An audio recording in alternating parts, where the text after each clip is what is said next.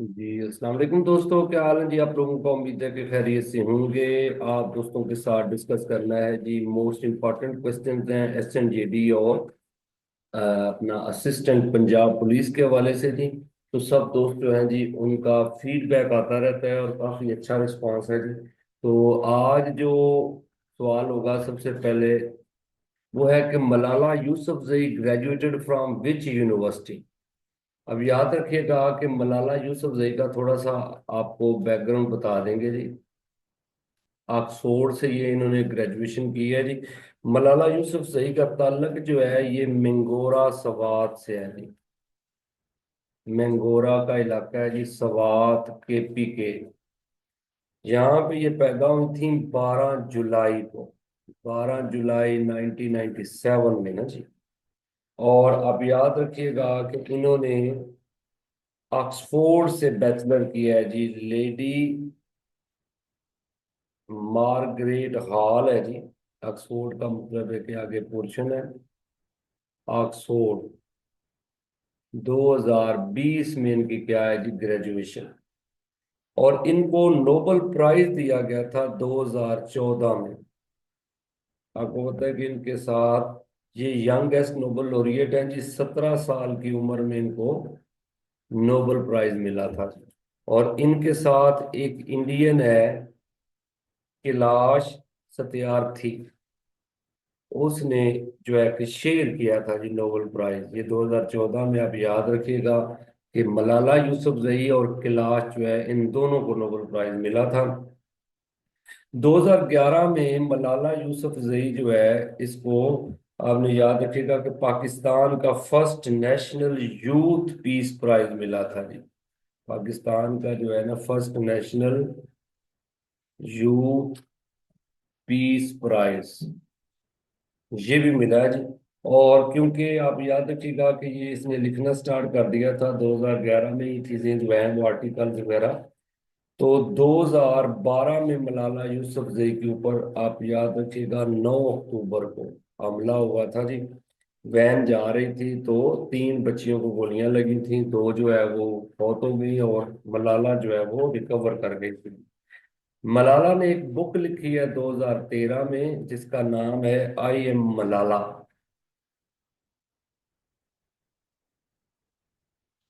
ये भी आपने याद रखना है जी।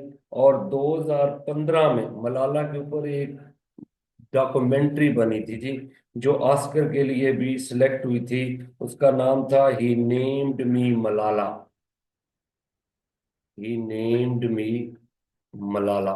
तो ये भी आपने याद रखना है जी। मलाला यूसुफजई। और मलाला ने जो डिग्री ली है 2020 में बैचलर की, वो फिलासफी पॉलिटिक्स और इकोनॉमिक के अंदर थी जी। तो ये कुछ चीजें जो है ना जी आपने याद रखिएगा। और 2017 में मलाला यूसुफजई को ऑनरेरी तौर पे कनेडियन सिटीजनशिप दी गई है जी। अब ये देखें कि लोग जो है वो कहते हैं कि हमें किसी मुल्क की सिटीजनशिप मिल जाए, लेकिन मलाला को जो है वो ऑनरेरी तौर पे दी गई है। तो ये चीजें आपने याद रखना है, मलाला यूसुफजई। अच्छा जी, अब अगले सवाल पे चलते हैं जी। अगला सवाल है जी कि अकॉर्डिंग टू यूनाइटेड नेशन जो है दुनिया की पॉपुलेशन कितनी है जी। अब वर्ल्ड पॉपुलेशन जो है ये 7 अरब है, 7.5 अरब है, 7.7 है। लेकिन आप याद रखिएगा कि इस तरह इस वक्त जो है वो तकरीबन 8 अरब 8 बिलियन जो है ना आबादी हो चुकी है जी पूरी दुनिया की, अकॉर्डिंग टू यूनाइटेड नेशन। तो अब ये देखेगा कि which continent has minimum birth rate जो है ना वो अफ्रीका में कम है जी। अफ्रीका में आपको पता है डेथ रेशियो ज्यादा है जी। तो मतलब है कि बड़ी तेजी के साथ वहां पे बर्थ रेशियो जो है वो कम हो रही है। तो ये आपने याद रखिएगा जी। अपना सॉरी अफ्रीका कह रहा हूँ, ये मतलब है कि यूरोप में, सॉरी यूरोप में जो है कि बर्थ रेशियो ज्यादा कम है। अफ्रीका में डेथ रेशियो ज्यादा है, ठीक है ना जी। जो मतलब है कि चाइल्ड छोटी उम्र में बच्चे जो हैं उनकी डेथ ज्यादा अफ्रीका में होती है। और जो यूरोप है उसमें क्या है जी कि सबसे ज्यादा जो है वो मतलब बर्थ रेट वहां पे कम है यूरोप। जी, एक ना आपने याद रखना है कि क्लोसियम है जी, क्लोसियम इज लोकेटेड इन रोम। ये आप याद रखिएगा कि ये बीसी का जी बिल्डिंग है जी, और ये ओपन एयर थिएटर था।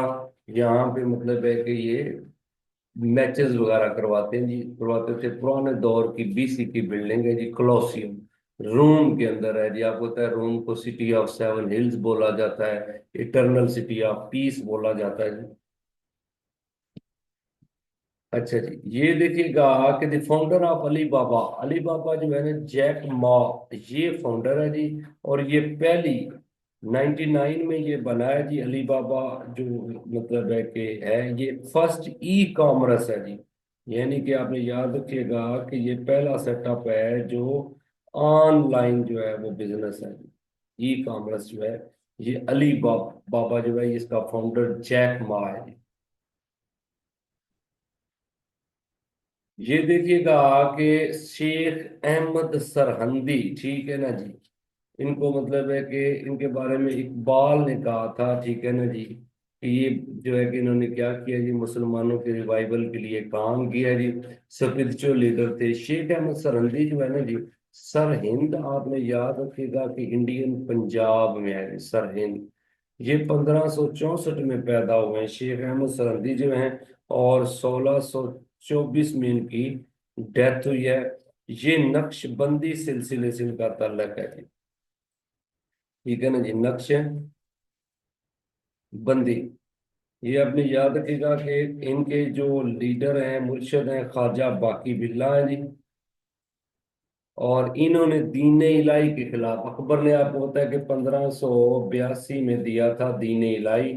तो दीन इलाही के खिलाफ इन्होंने आवाज उठाई थी जी मुजद्दद अल अफसानी ने।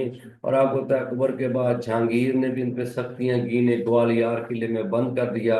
लेकिन फिर बाद में उसने इनको अपनी दरबार में भी जगह दी, तो फिर माहौल जो है वो आहिस्ता आहिस्ता ठीक होता गया। शाहजहां और फिर उसके बाद औरंगजेब, प्योर इस्लामिक जो है कि सेटअप आ गया जी मुगलों में।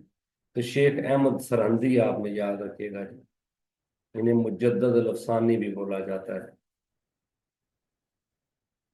सैयद अहमद शहीद जो है ना जी, ये आपने याद रखिएगा कि इनकी मूवमेंट जो है ना बेसिकली 1826 में स्टार्ट हुई थी, जहादी मूवमेंट है जी। सैयद इस्माइल शहीद और सैयद अहमद शहीद, इनका बेसिकली जो मतलब है कि मूवमेंट थी ये सिख और ब्रिटिश रूल के खिलाफ थे जी। तो आपको पता है कि 1831 में बालाकोट के मकाम पे सिखों और ब्रिटिश ने हमला करके शहीद कर दिया था सैयद अहमद शहीद और सैयद इस्माइल शहीद को ना जी। तो ये बालाकोट के मुकाम पे केपी में शहादत हुई थी। अच्छा जी, Pakistan one of the following country to open the embassy. आपने ये थोड़ा सा क्वेश्चन को ध्यान में रखिएगा कि क्वेश्चन ये है कि पाकिस्तान ने सबसे पहले किस मुल्क के अंदर अपनी एम्बेसी खोली थी। आपको पता है सबसे पहले पाकिस्तान को एक्सेप्ट किया था ईरान ने।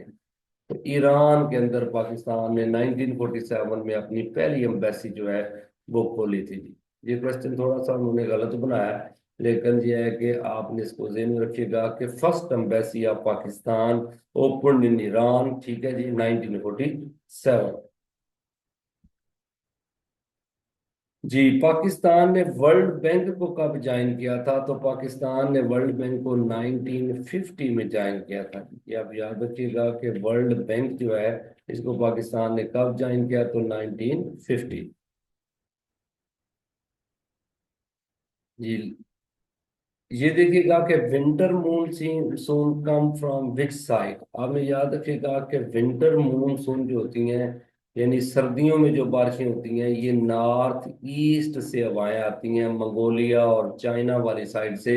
लेकिन ये ज्यादा तगड़ी क्यों नहीं होती, उसकी वजह यह है कि हिमालय जो है बीच में आ जाती है, वो हवाओं को रोक लेती है। लेकिन जो समर मूनसून होता है वो साउथ वेस्ट से आता है। साउथ वेस्ट से आपने याद रखिएगा कि समर मूनसून जो है वो साउथ वेस्ट से आएंगी जी, और विंटर मूनसून जो है वो नॉर्थ ईस्ट से आएंगी हवाएं जो है ना। ये थी जी कुछ सवाल जो आपके साथ डिस्कस किए हैं। उम्मीद है कि आपको पसंद आए होंगे। इंशाल्लाह नेक्स्ट वालों के साथ हाजिर होंगे कल नई वीडियो के साथ। तो आप सब दोस्तों की जिम्मेदारी है कि चैनल को सब्सक्राइब करें, लाइक और शेयर करें और कमेंट जरूर करें कि आपको वीडियो कैसी लगी। Thank you.